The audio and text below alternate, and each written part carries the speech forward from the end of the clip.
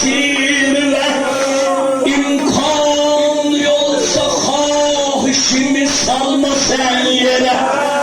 Nene emrin nedir nene?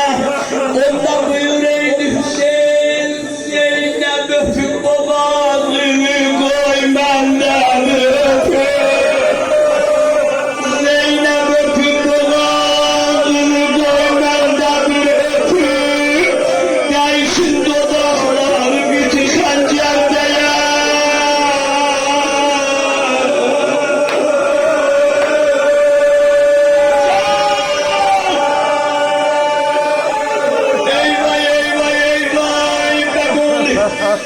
Ustada can Resul baraha örgenmişik da. Ustad buyurup bazı yerlerde ya elini koydular Allah eşitme ya eşitsin hakkine dair.